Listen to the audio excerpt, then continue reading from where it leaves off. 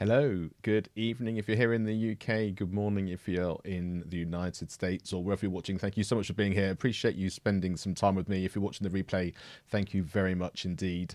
My first request is please do hit that like button, do share these videos with people, your friends, families, colleagues, anyone you think is actually going to be supported by this, and share some of these things. It's going to be really helpful for us, but I think the whole point really, as we've mentioned, is to kind of have this sense of what is education on fire, what is it we're trying to do, how can you get involved, and so this is what I'm really after, this is what we're really trying to do, and so really want to be able to kind of make sure that everyone does that. So even if you're sharing it, keep using that hashtag. If you're sharing stuff which you will be sharing normally on social media, if you would like to, please use that hashtag. It's really just going to help us keep an eye on what's going on and be supportive across the board. So we've got 2 or 3 things I wanted to chat about today. The first, episode 3 of the Graus Gets Gritty episode series, launched and was dropped on Monday. So we're going to talk a little bit about that.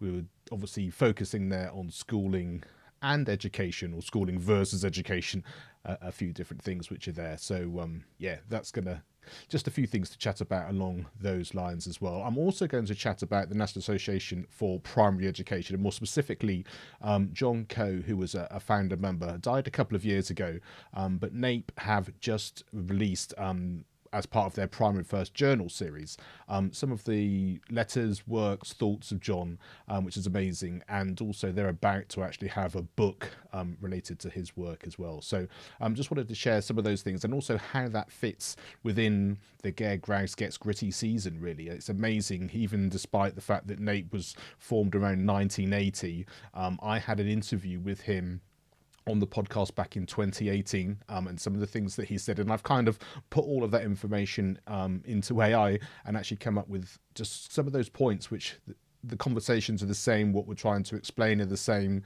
and of course the main point is that it's child first, it's child centered. At that point everything makes perfect sense despite what else is going on. So yeah, we're going to cover that as well, and the last thing I want to cover is the fact that and a big thank you to Yvonne from LocaeRise, who I was there on their show last week, and the reason I really got excited about this is because one of the things we've talked about is this sense of having a community aspect to support all parts of education, and they've creating this new platform which is going to be able to be available for people very soon, which is bridging that gap between businesses, schools, and their idea of having one big change, one big project that people are trying to fundraise for, and a way of connecting those people to help that just by people who are normally doing their everyday spending. I'm going to get Yvonne on and she can chat about it in more detail, but just wanted to point that out. So I'll give you some information about that as we go through. Now, if you are watching on LinkedIn, thank you so much for being here. If you're watching on YouTube, then if you would like to have a comment, if you'd like to make any comments in there, please just let me know. You can actually just sort of bring these things up on the thing, and I could just show you exactly what it will look like if we were going to do that. So I can bring you into here and actually add you in, and then there you would be. So yeah, if you're going to do that on YouTube, I thought we'd be able to do it on LinkedIn as well, but actually I just realized that normally when I'm doing these live shows with the creative amplifiers, and just by sidebar there, if you want to know how to do all this stuff online, related to video, related to podcasting, all that kind of stuff, I'm doing that with Neil and Lisa. You can go to Creative Amplifiers on Substack, and there's all sorts of information on there, posts on there, videos on there, we go live on there. So yeah, Creative Amplifiers is the place that you can go on Substack to get us going. Also Creative Amplifiers here on YouTube as well. We've got our own channel that we're live on a weekly basis, although we're taking a short hiatus just for a couple of weeks, just while we've got a few things being planned coming up. So that's our idea, that's what we'd like to do for today, and so let's just take you into episode 3, as I said, that launched on Monday, and a little bit about what that Graus Gets Gritty episode was all about.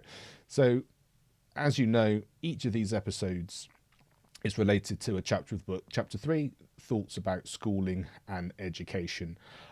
As always, a little bit of an idea. This is the Education on Fire website, and from here you can click through, as you can see, if you want to listen on Apple, Spotify, top of the page, you can always watch it on YouTube as well, so do that. And yes, as a proper sidebar, if you want to support the show, if you go to educationonfire.com/support, Through there, you can buy some merch, and there's the opportunity to buy me a coffee and that kind of thing as well. So just wanted to make sure that you're aware of that. It's always very helpful and great to be able to have people who want to support the show in a small way. So yeah, thank you to those people that do that. So here we are, some of the key takeaways that we had from there, the idea about schooling and education, and it's really about the sense of what's traditional and age related as well. Of course, you know, you're in school from 4, 5 years old, 3 years old if you're talking about early parts of nursery, all the way through to maybe leaving here in the UK at 18, going on to further education. So a select period of time where you're doing with that. Whereas education, Gare talks a lot about the sense is age 0 to 99. And so the idea of actually preparing people to actually be lifelong learners. It's one of the things I talk about in my music teaching, is that sense is my perfect scenario is to stop needing to be my pupils' teachers, to give them the skills they need to actually do the sorts of rhythms, to sort of play music in a way that they want to be able to do that. But more importantly, that they can actually use those skills to then find out more things that they want to do and to be able to teach themselves. You may always need a mentor, you may need a teacher to ask you certain things, but actually to have the skills, the understanding where to find out more information and how to have fun with these things in their own way.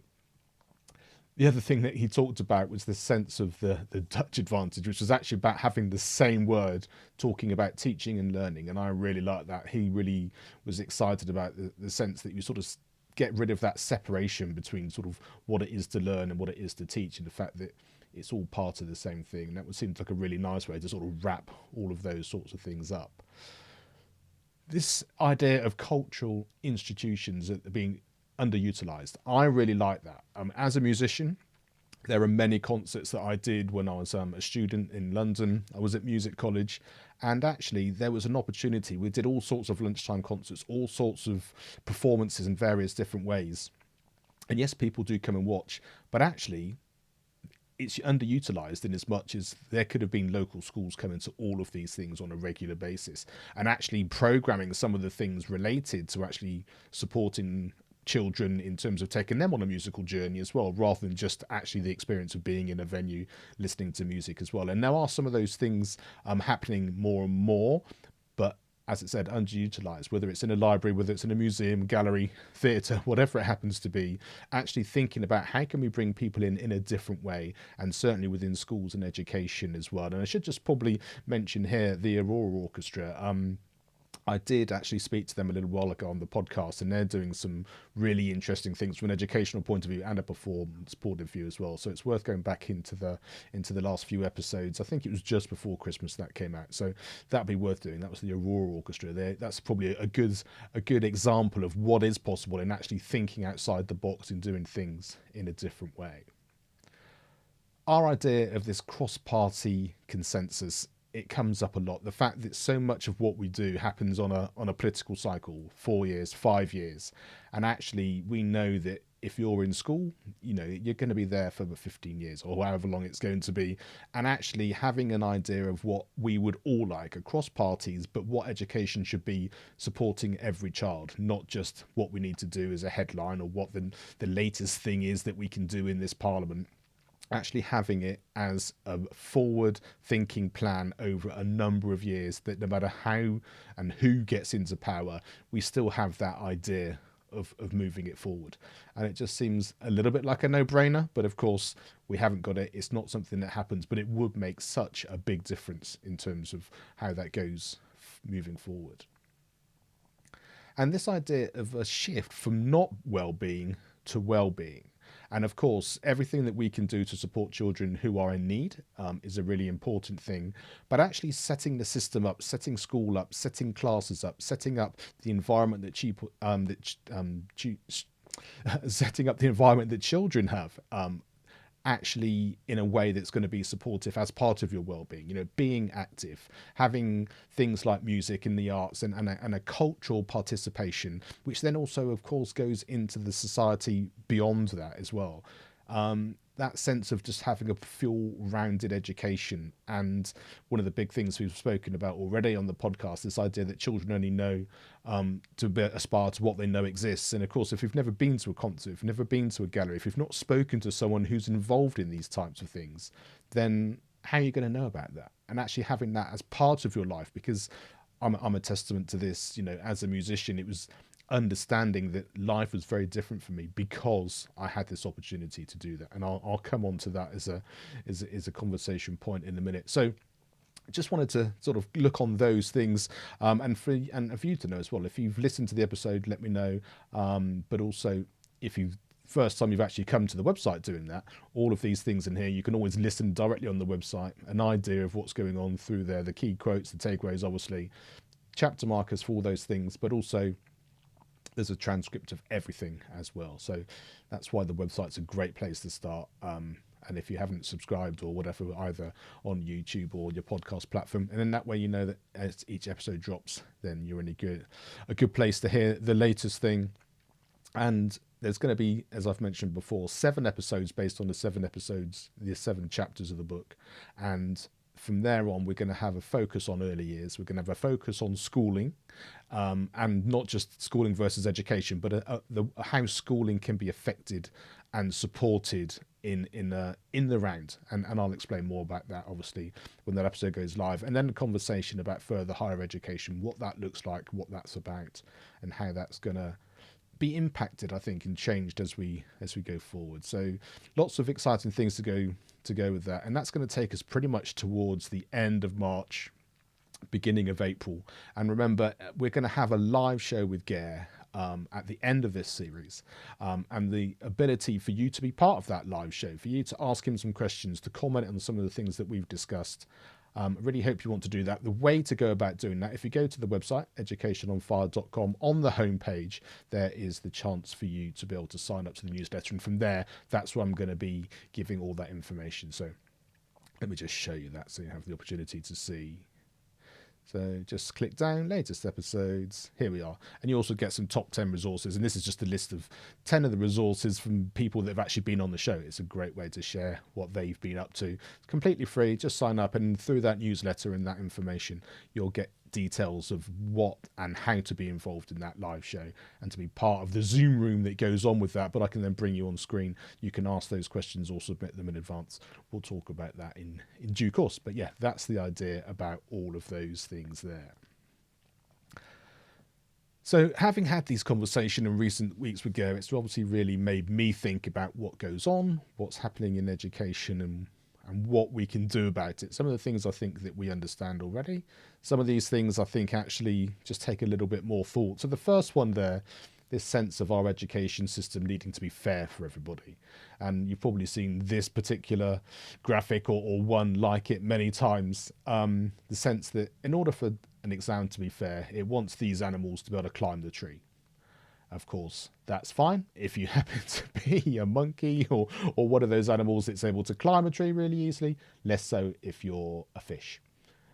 Everyone has to take the same exam, make it fair. And of course, that just brings you completely back to the idea of what every child needs, what their personality is, what their preferences are, what their background is, how do you support them, how does it actually work? And of course, that one size fits all, it just makes a mockery of it when you see these things. This is probably something that you've seen already. And the next part of that conversation for me has always then been, well, why don't we do something about it? Why isn't there a change going on? And I saw this next graphic here on someone's profile recently, and it just made me think, no one's going to give you the education you need to overthrow them.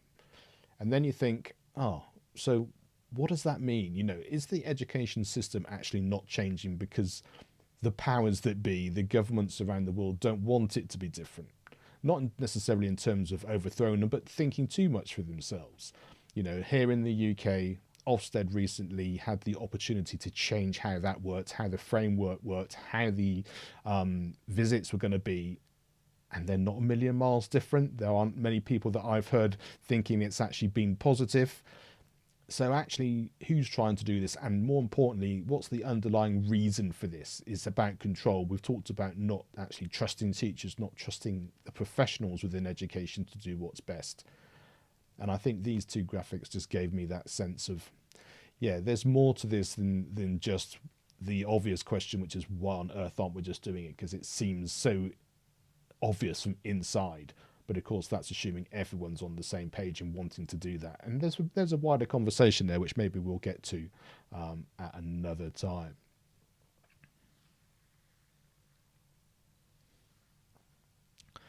Should have brought a cup of tea in really, and actually had this as a kind of end of the school day. Maybe I'll do that for next week as well. So this then brings me on to John Coe and the National Association for Primary Education. Now, they have in recent years always had a hard copy of this Primary First journal, but it's just actually been released in digital form, so you can get it no matter where you are in the world, and they are incredibly well put together. It's a professional journal, and if you go to educationonfire.com/NAPE, it takes you to this page, and as you can see, there's 3 of the latest episodes on the latest Primary First here. There's also, if you want to support the charity as NAPE, there are a couple of things you can buy there. I mean, I should say that they are a sponsor of Education on Fire, but I'm also the vice chair, and it's been their support, it's been their commitment to the sorts of content that Education on Fire is actually created since 2016, and they got on board very soon after that.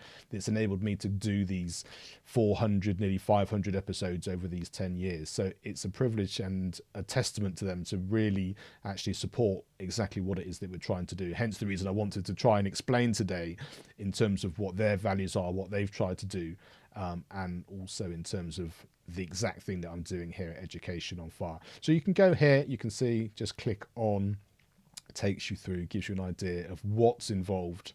Go through that, and you can just click add it to the cart and do that. So that's a really, really new thing for them. I think it's going to be very exciting. It is a shame not to have the hard copy. And what we've done recently is actually just decided that most of them are going to be digital now. If there are lots of people who suddenly want to keep a hard copy and have them on their school staff room tables, that was why it was originally done, then I'm sure that would be possible. Just need lots of people to get in touch and be part of the National Association for Primary Education, and then they can revert back to that. But for now, in terms of just being able to do it in the modern way and be able to sort of make sure that everyone can have it digitally, like I said, educationonfire.com/NAPE will take you to that page that I was just on and show you that. But it's an amazing read, and as I said, all of these things in here, they are letters, their papers, their position papers, their thoughts of John, and it was so well put together by everybody. And I just want to mention, as I said at the beginning of the show, there's a book coming out very soon as well, which is sort of an extension of those things. And some people within NAPE who've got their thoughts about what they've done. And we'll have an episode dedicated to that. And I'll get some people from the National Council of NAPE to talk about how that was put together and how that worked. But yes, if you haven't got one of those, then do get in touch. If you want a hard copy and you're not part of the association, you can actually go to nape.org.uk, send them an email. Get in touch there, and there are hard copies for you to have. So yeah, do that, and we can send those out as well. If not, as I said, go to that website, which is, it will take you to a thing called Fourth Wall, which is actually the organisation that actually supports this from a digital platform point of view. But if you go to educationonfire.com/NAPE, it will take you directly to this particular page. So I mentioned LocaeRise before, so here we are. This is the website that explains all about these things. If you want to see my interview with Yvonne, then you can go to their YouTube channel, LocaeRise.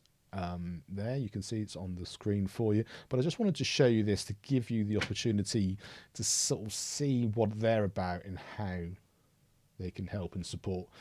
I'm going to invite Yvonne on to actually chat about it in more detail. But you can see there, the idea, as you say, is to bridge that sort of funding gap in schools and that sort of connecting sort of the commerce side with the education side. And as we said, that's the whole thing about having a community-centered idea about what it is that you want to be able to achieve, why you want to be able to achieve it, how you put those things together. And you can see Yvonne was a teacher, and she's got this sort of hat and an idea of both camps in terms of that sense of being a teacher, an educator, and an idea of the commerce side as well. And I think it's a really great idea. It's come from the conversations that she's had within schools and businesses, and they're just really sort of going full force going forward to be able to do that. So you can do that. Go click click in and actually find out all the details you need from there. It's a fantastic place and a great place to start to think about what it is you're doing. So if you've got, as they're sort of using here, the one big change, the thing they want to do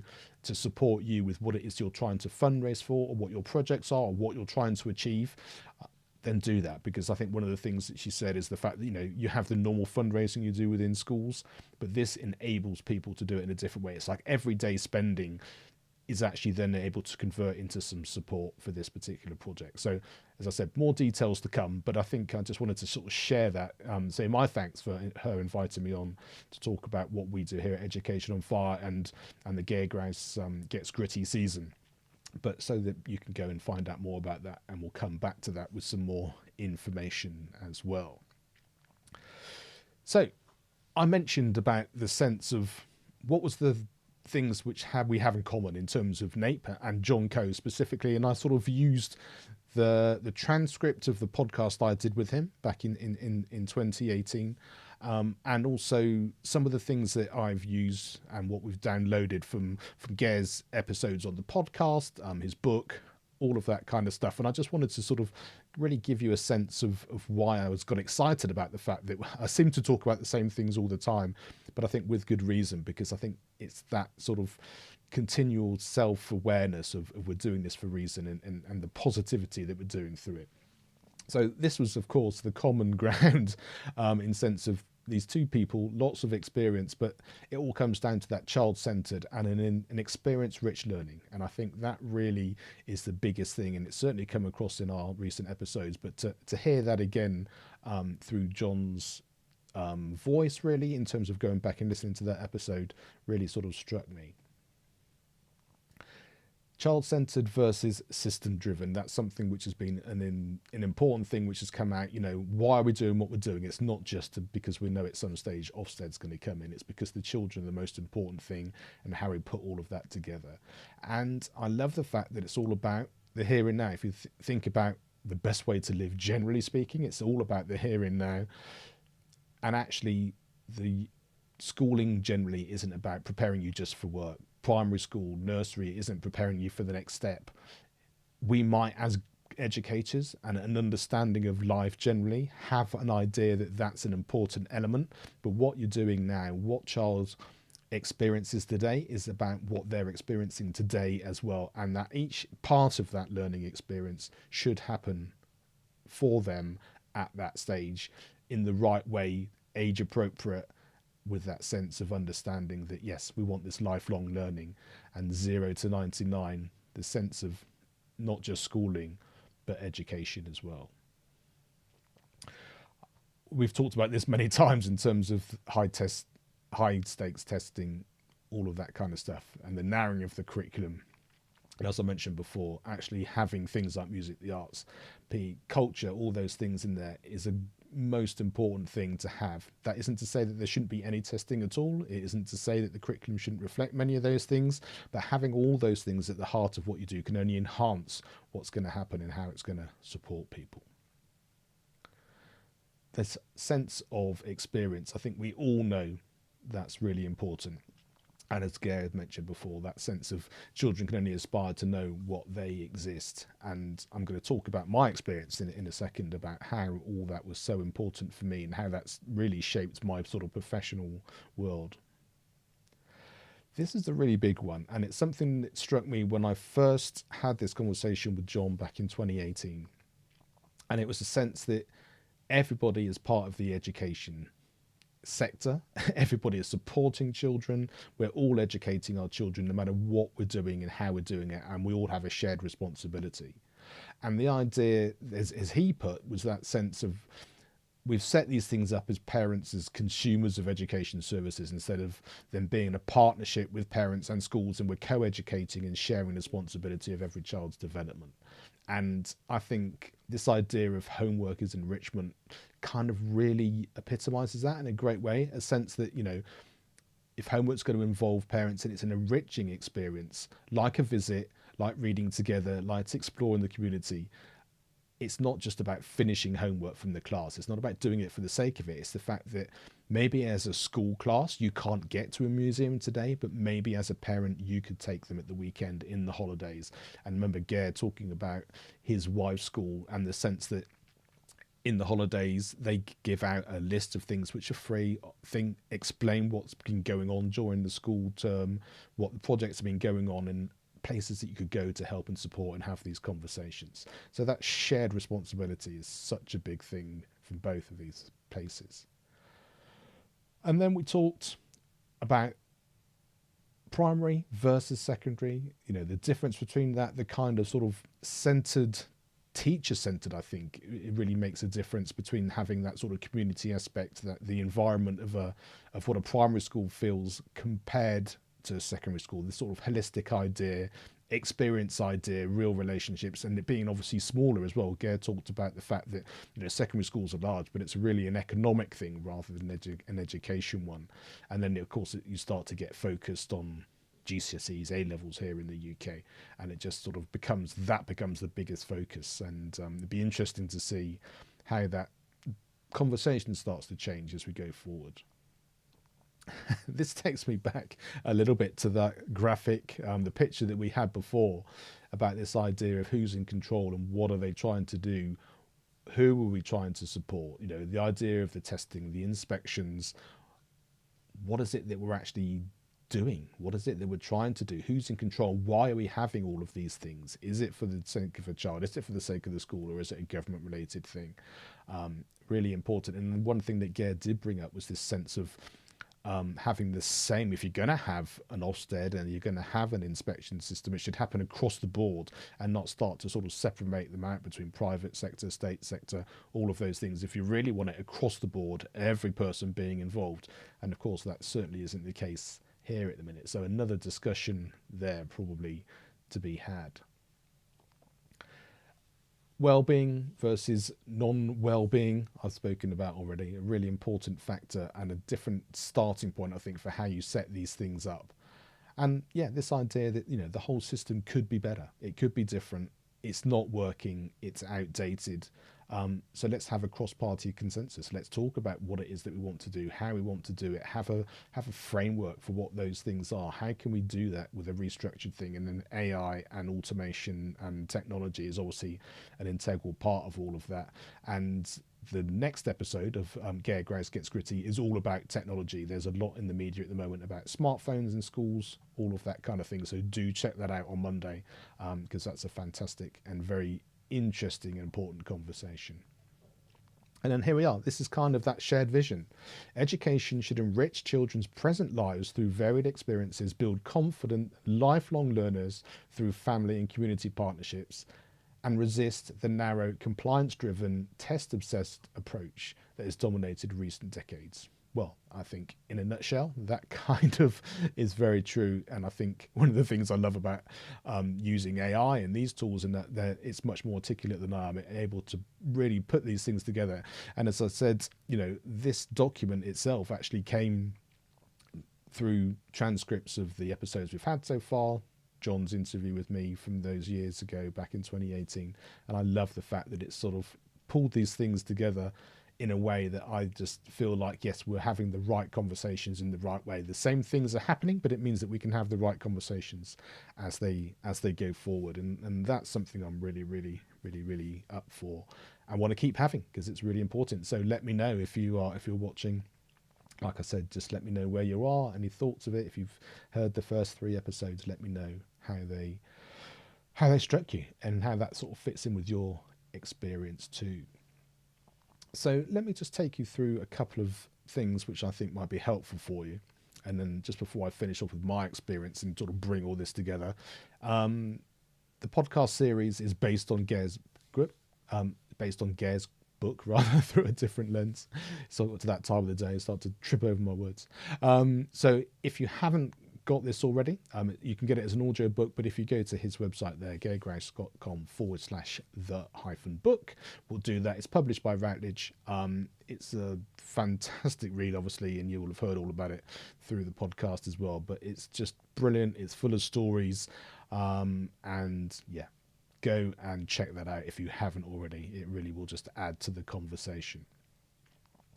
As I said, this will take you to the page that I said, the Fourth Wall Pipe, where you can download the Primary First Journal. Such a great place to get some information from there.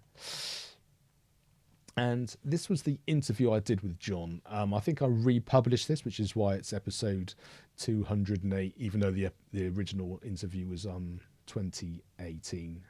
But yeah, go on to Education on Fire, search for episode 408, whichever platform you're on, and then you can listen to that conversation there.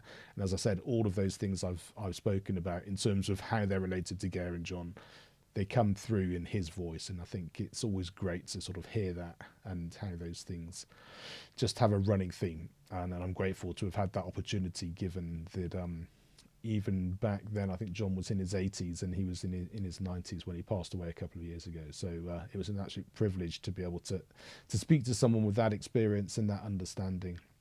And you can hear more about sort of John's life there as well. So I just wanted to wrap up today with a little bit of my experience about how all these things fit together, how they work, from some of the things that we've said. So as you may have known if you listen to the podcast or been involved in education for any amount of time, I'm a professional musician, I'm a music educator, and the only reason that became possible was because as part of my secondary school education, I had done music in a very sort of musical primary school, but as an 11, 12-year-old, I thought music was past it. I was going to obviously be a professional footballer like every other boy of that sort of age. But as I joined my secondary school, you had to learn a musical instrument. We had two young music teachers who wanted to have, it's almost like, looking back now, like the American band system. You know, everybody learned an instrument. Our music lessons were based on a band. It was all paid for in the first year, and then if you liked it, you wanted to carry on, you had the opportunity to have subsidized lessons. So I had that opportunity, I had that real life experience, I had that performing experience from day one, not only having the lessons, but we were performing in a wind band at that early level straight on. What a great experience, because what then happens is I loved it. My music teacher, my drum teacher said, would you like to have private lessons, which suddenly gave me the impetus and the expertise and the time to be able to learn what I wanted to do. The support to take me out into the community to play in local bands, ensembles, was such a thing that kind of took me from just, you know, the idea of practicing in your bedroom or in a practice room, as opposed to, oh, this is real life. You know, I'm taking these skills, and this band needs a drummer. They need someone who can actually perform. How that works and the experience you gain in the real world doing that, absolutely unbelievable. And then from there, being able to see the steps going forward, you know, there were junior band, senior band, people who I was then in rehearsals with were then going on to do A-levels, go to music college. And so you could suddenly see the path stepping forward. This is just a comprehensive school in the west of England. It's not a music specialist school, anything like that. It was just a comprehensive school that just gave you that opportunity, had the environment to give you lots and lots of opportunities across that learning spectrum. Music was the thing that spoke to me. And so it may well be that someone else would have got something from the sport, someone else would have got something from the drama, someone else would have got something from the technology. But without that experience to begin with, how would you know how to go about doing that? And then from there, I think about all the people that had an impact from there. My neighbours, for example, we talk about the community. I needed to buy a drum kit, so I had a little car washing business. They were sort of happy to support me in terms of doing that. The drums is incredibly noisy. They were very, very supportive and seemed to like the fact that there was someone musical doing what they loved, and just, you know, conversations in the street about how's it going, you know, actually enjoying listening to you sort of progress. An amazing thing, but only happens with the support of your neighbours. If you live somewhere and someone's telling you to be quiet, that all stops very, very quickly. So everyone has a part to play. You know, we're all responsible for our children growing up. Should talk about the local drum shop where I got my my second, or it might be my third drum kit from. Had this drum kit I'd saved up for, wanted to do it. It was too expensive, wasn't able to do it in the way that I wanted. And he said, give me some time. And then got back to me and said, look, There's a range of drums which have come out. We have some individual drums that we can package together to make a drum kit, and they're really great, really good quality. I knew what they were, and so he basically made me a drum kit. So it wasn't off the shelf, it was sort of hand-picked from various bits that they had, and I got it for an absolute, I want to say bargain, but for a fantastic price, and gave me the opportunity to upgrade my instruments, gave me a chance to upgrade my skill set. All of these people playing a part in what they became my career.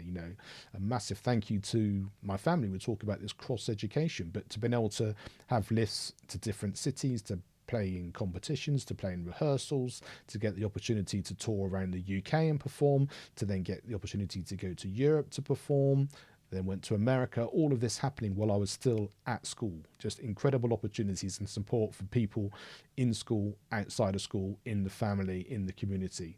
And then, to sort of take this sort of full circle, really, I just wanted to sort of say, it doesn't really matter who I've played for. I've had the opportunity to play in some of the world's most famous venues. I've played with the UK's most amazing orchestras, and just over my shoulder there, you can see just there, that's from the press night of the Royal Shakespeare Company's West End production of Oppenheimer. I absolutely love that show. It was amazing, and the chance to sort of work with a company like that in the West End, and I've had the opportunity to do quite a few of these things, which I'm absolutely privileged about, but that just always is there as a reminder of this child from a comprehensive school, just with the opportunities and everybody giving me a chance in their own way. It takes a village to raise a child, and it really did just take all of those things and all of those pieces coming together to make a difference. So whatever it is that you can do to support people, do whatever that matters, whether it's a conversation, whether it's financial help, whether it's a piece of educational support, whatever it happens to be, do whatever it is that you can do to make that child who can only dream of something a reality. And it's just about what that looks like today and how that takes you into the next step. So thanks so much for listening. Really appreciate you spending the time with me. Please do share this. As we said, education on fire is the hashtag, and I'll be back with you again next week. And remember, the Graus Gets Gritty season next Monday when it drops is going to be all about education. Thanks so much. Education is not the filling of a pail, but the lighting of a fire.